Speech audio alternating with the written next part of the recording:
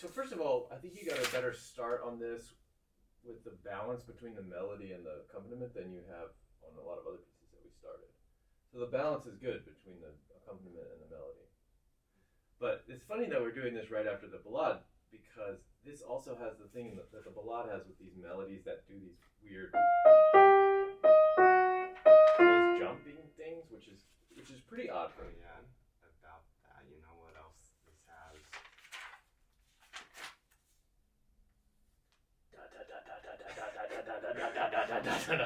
Yeah. Well, apparently Chopin had some tricks up his sleeve that he used occasionally. Well, how do you feel like it's going? Fine. The left hand is tricky. Yeah? How are you practicing the left hand? That's a good question. Well, it's a little bigger than you can do block chords, right? So it's not quite block chord doable. Yeah. But it's block. You could block it if you do like the low note and then the other stuff.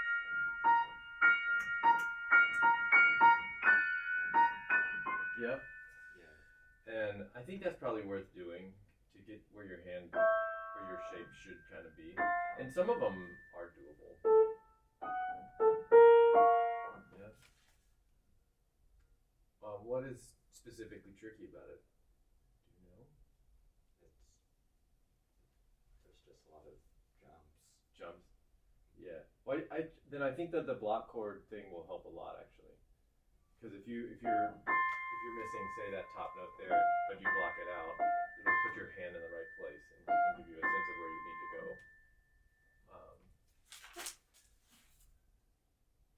Okay, the left hand's tricky. I actually thought the left hand was mostly pretty good in this going. You didn't play this D naturally, you played that as a C, and then you were off. Oh. Yeah. Did you notice? No. Okay. Well,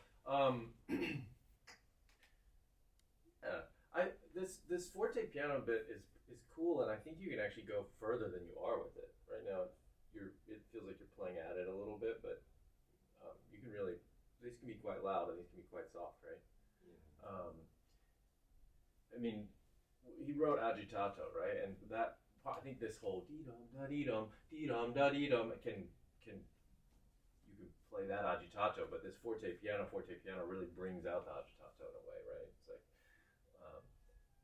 agitato, literally means agitated, but it's like part of this manic depressive thing, or split personality kind of agitated kind of thing as well, right? Why don't we just do from here and see if you can't even more agitato. And you don't have to be faster to be agitato, right? It can be a little more articulate and a little more like feel like you're pushing the tempo but not actually speeding up.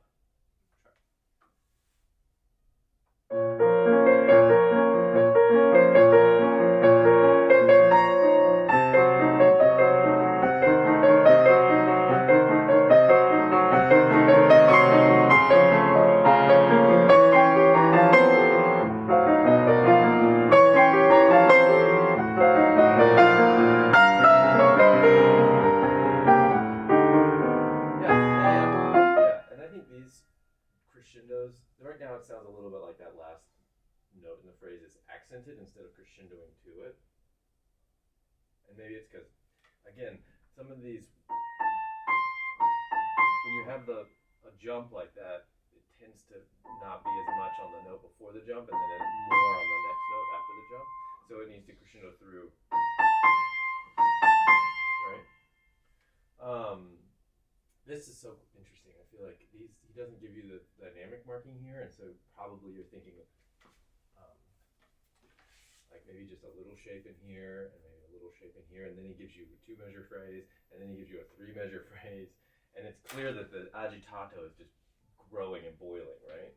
And so I think when you get here, you can think of like somebody's mad about something and they stew and it builds and it builds, yeah? And so I think a lot of the dynamics in here is going to be kind of that approach, yeah? So, yeah, also quite interesting that he wrote pedal for 3 measures. pedal for 3 measures straight, huh? Most likely not. Yeah. I think you can take that pedal marking with some grain of salt, but I think you're right that you needn't necessarily respect those rests in terms of them being silenced in the melody. Have you tried it where you actually get those rests as silence with the melody? I don't think so. You wanna try it? Do a little slower. Dee-dum, da-dee-dum, dee-dum. And that'll take some pedal work, but see what we can get.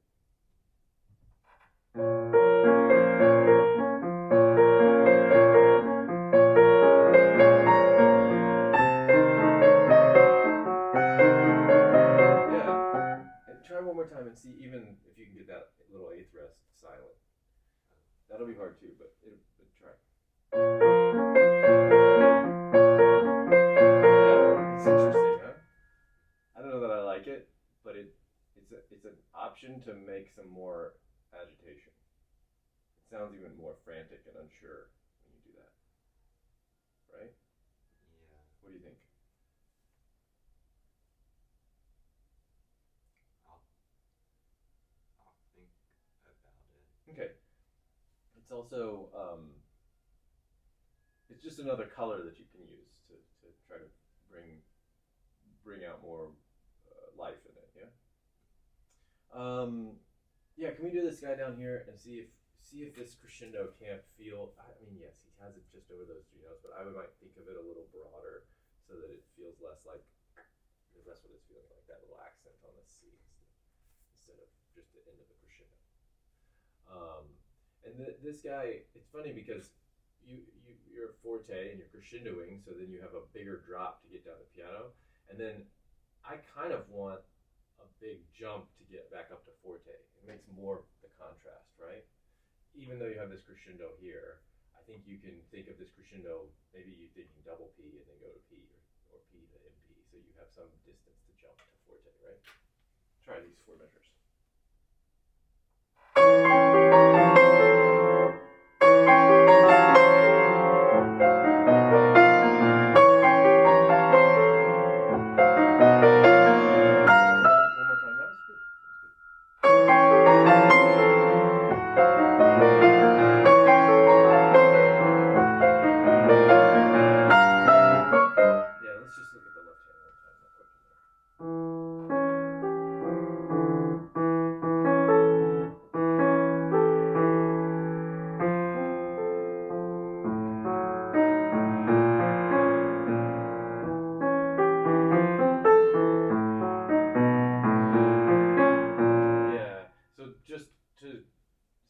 Make sure you know what I would do with block chords. Let me see you do this idea of block chords. So you play the bass note and then a chord, and then the next 2 bass notes and then a chord. So you're putting these guys together in a block.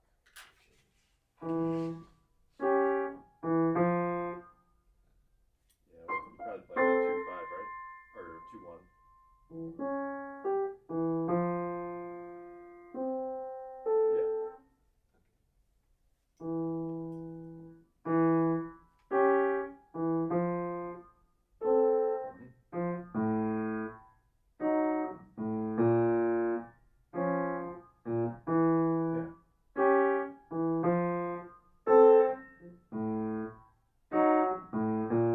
Good.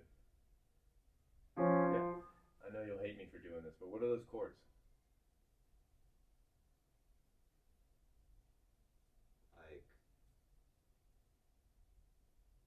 these two, or like all those notes there.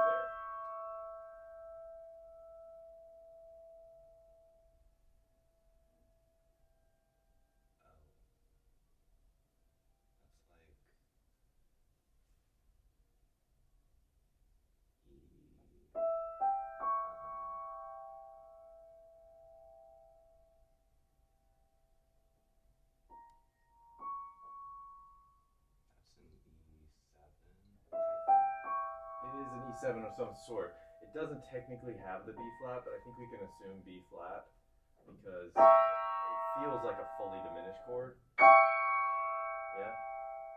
Kind of has a diminished sound, even though it doesn't have the B flat. So E diminish, and then, or E diminish 7, and then.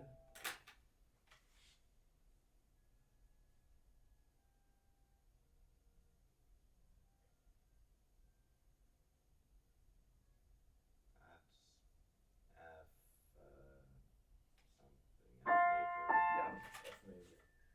And look, there is actually a B flat in this, so I need E fully diminished 7 to F major, which makes sense. You've got kind of a 7 chord going to a 1 chord. Really, in this case, it's 5 of our B flat minor would go into, but we'll get there. And then this chord.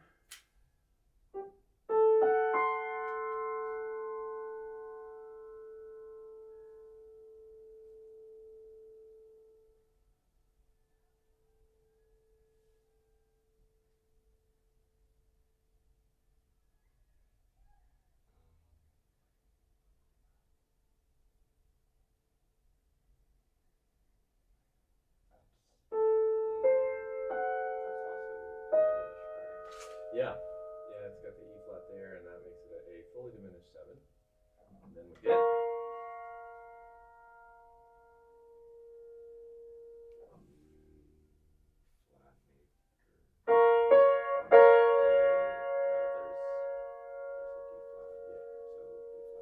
Right, yeah, B flat minor. So we get this kind of 7 of 5. What's the 5 of B flat?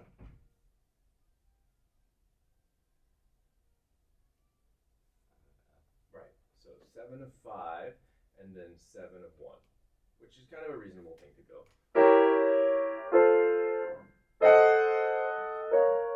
Yeah.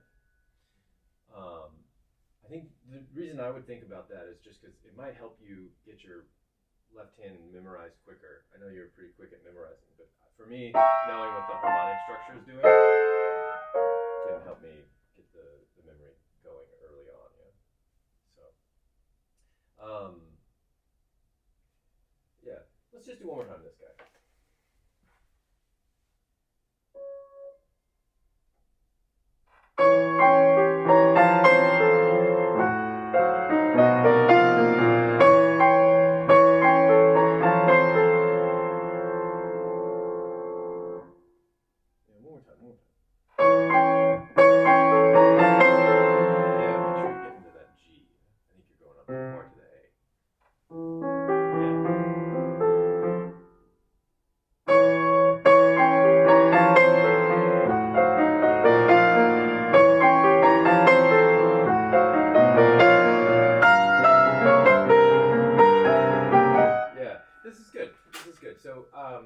I work on this crescendo thing happening through the melody because it's now sounding again like but the first couple of times you got through it with that crescendo is really much better, and then I think you just need to figure out what the level of that step up is from the piano to the forte. And then when you get to this measure, it's totally different because we have that decrescendo this time, and so it's like, in my head, this would be the manic personality turning into the depressive personality, whereas this is like a flip, and this one's like a shift, a change, yeah? So I think this decrescendo can be much more pronounced, so you start louder and have a more gradual decrescendo, yeah? Let's just try from here to here and see if you can't have these be kind of these terraced sort of dynamics, and then this one be very gradual decrescendo.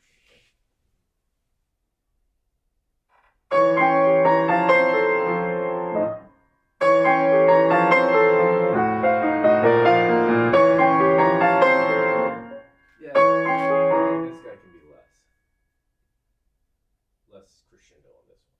Okay. So that this step, this feels like more.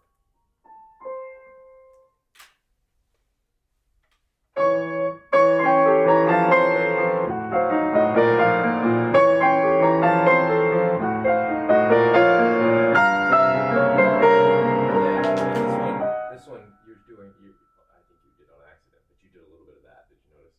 Yeah. Try one more time.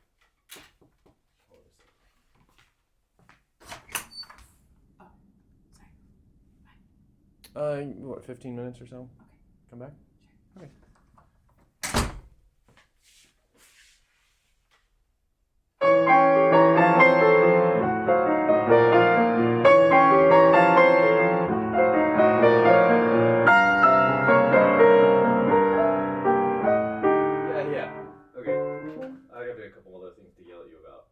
listening for your pedal in here, because these guys really can't overlap harmonically, right? It's very different chords. And that's just too bad. This was much better, this decrescendo, but I think actually doing maybe even a little flutter pedal at the end of this will help decrease the sound volume. Yeah? But that was a much better melodic decrescendo through here.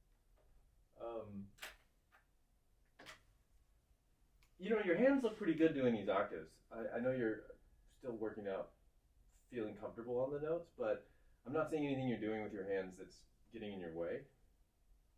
I think when you get down to this F, you may be pulling a little bit too much forward on the keys to then reset to this D flat to jump up. This one. Mm-hmm. Yeah, sure. Watch what's down here. So watch my hand comes this way. That. You're not doing quite that much, but if there's anything you're doing that's kind of getting in the way of the technique, it's that. Yeah. You can stay more here, less coming down. The left hand looked pretty good. Yeah. One more time, we'll go on this time. Listen for the pedal.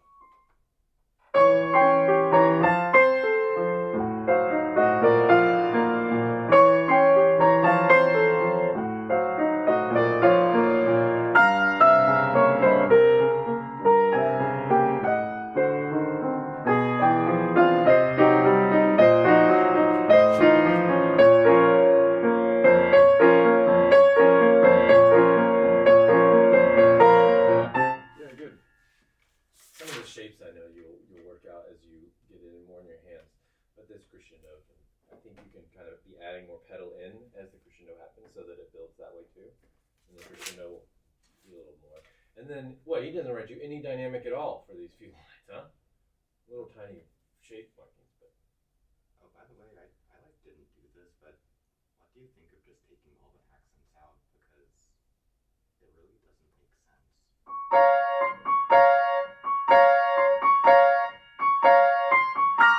Well, there's something kind of agitato about those accents, but why don't you think it makes sense?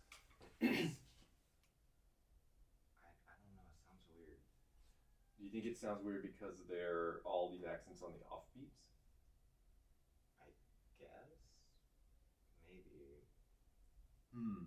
Well, sometimes when something sounds weird, as we're first playing it and first learning it, what we need to do is actually commit to it more. And so you might try this week doing those accents kind of doubly as much. Just for a few days and see if it makes more sense that way.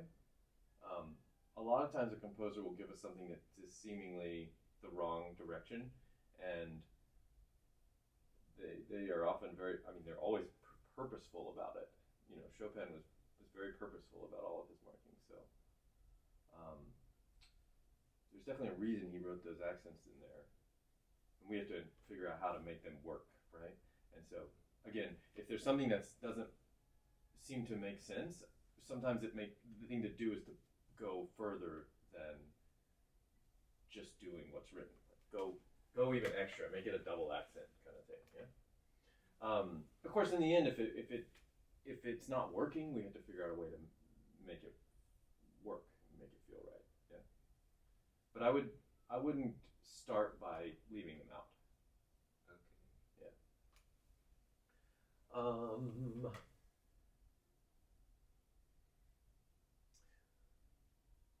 Yeah. So what else? I was saying he doesn't. I'm gonna take your X's out. Okay. He doesn't give us much dynamic change on this page, huh? On this few lines here, yeah. And I think this might just be like the boiling pot, you know. It just stays there at a higher dynamic, yeah. And so the tension just stays, and you know, the harmony also stays the same for this whole line, and then basically the same for this whole line. And then we start to get a little more change in the harmony and grows a little more, yeah? So just being aware of this actually should stay pretty full and not have much dynamic change because it's just boiling, and it's starting to boil over by here, but it stays high tension throughout these first two lines, yeah? Let's try.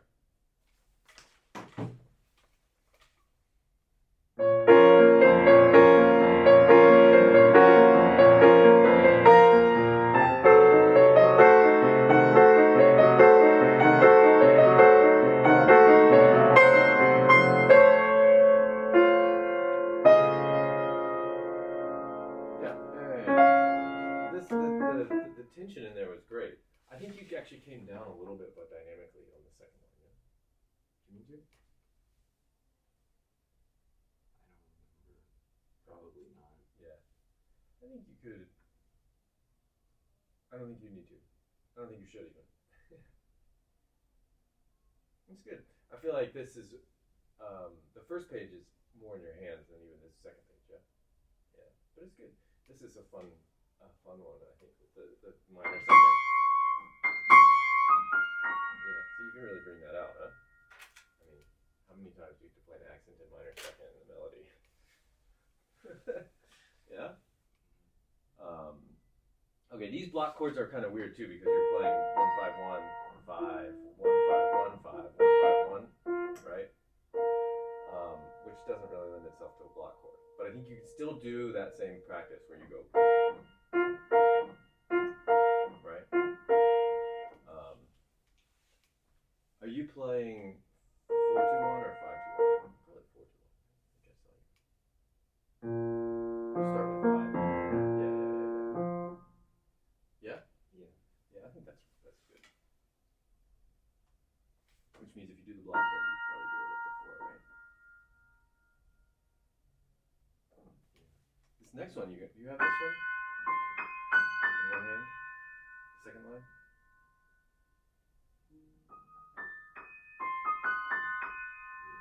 No, not quite. So you have to figure out that.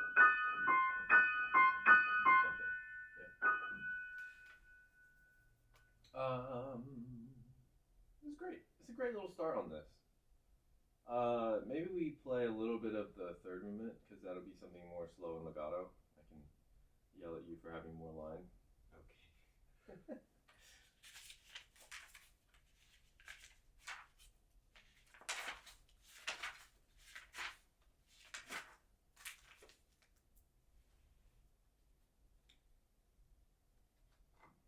Yeah. Before you even get going, what am I going to yell at you about?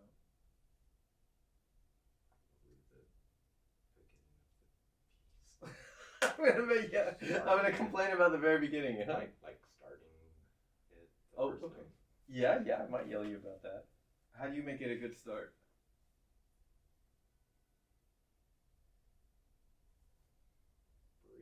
Breathe. Okay, yes. I think whenever we have a piano dynamic at the beginning, especially in the lento, our tendency is to be very tentative with it. Yes. And the truth is, you actually want to find a little more confidence in the first note. Really commit to the first note, get to the bottom of the key, let your weight get into the piano. And maybe it's actually mezzo piano, or even almost mezzo forte. But it's okay if the first note is a little more present to bring us in. Then you can decrescendo from there, and we'll feel like it's a piano dynamic. Yeah. So yeah, I like your anticipating that I'm going to yell at you for not breathing. So breathe and let's go.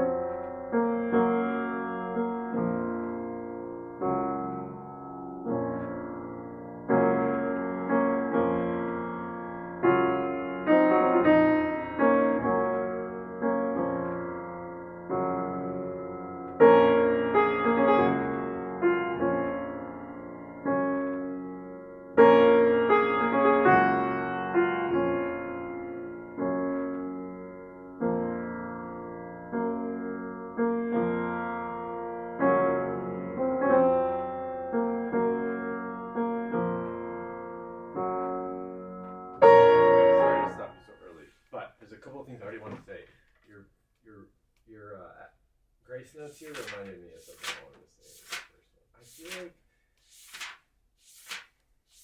you're making a strong choice. I'm not sure that I love it with putting that one with the left hand. But there's like a million recordings. That's how they always do. No, these two measures, third is no right way. Okay. Everyone does it differently. It feels very strange to me, and maybe it's just because in my mind, the roll, the top note of a roll always comes with the beat. So if I was just reading this, I would definitely play the D flat with the F here. But have you tried it both ways, different ways? Well, actually, I didn't try it that way. The other way I tried it was playing this before these notes. Okay. But so with a roll, generally, if you have an arpeggiated chord, you would with the top note. Yeah. And so I would definitely try it that way here and see if it feels right. This is a strong choice that's not the normal or the kind of the expected approach. Yeah, there was another one where you did that. Here, these guys, these grace notes, I feel like the normal thing to do is go so the grace note comes before the beat. These kinds of things, yeah. I rolled this chord, I can't reach it, but like, didn't I play this with the top note? I didn't think so, but maybe I'm thinking of somewhere else. Maybe I'm thinking of this one, or no, I don't think we didn't get there. No, I thought you played it, but at any rate, I don't remember. At any rate, the top note with the beat, and the left hand obviously on the beat, right? Mm-hmm. So, which brings me back to this guy, which I think these grace notes.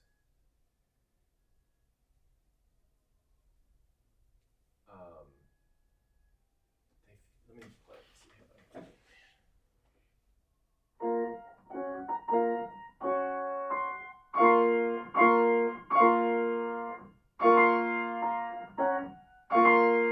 These ones actually, I feel like the grace note comes on the beat here. It's really just tight.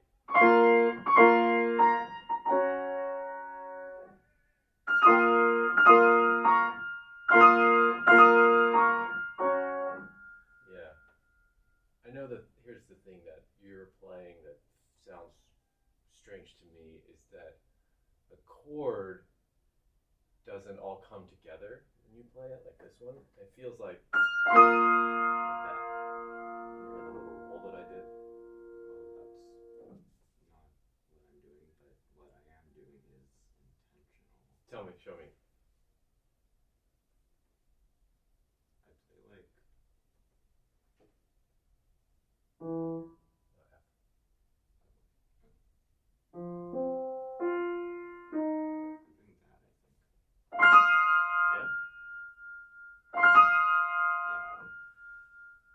I do that with like every time there's something like that in a show piece. I did that in the lot number 1, and everyone does that too. In this? Well, I don't know about this piece. Well, here's what I think is that, as you know, this is the famous funeral march, right? And I think that there's something kind of somber and serious about it based on it being a funeral march. And when you do the roll, it has a little too much virtuosity or a little too much flash, whereas if you play the chord all together, it feels more somber and serious. I would try it where you play them more. The grace notes obviously don't come with the beat. Either the grace note or the note itself, it's going to be right before, right after. But there will only be 2 different notes happening in whatever beat you're in, right? Rather than the rolled chord. Wait, isn't what I'm doing there literally exactly what's written here? Well, then why would he write it differently there? I don't know. Yeah, so I think he means something different on that one. Yeah. It is exactly what he wrote.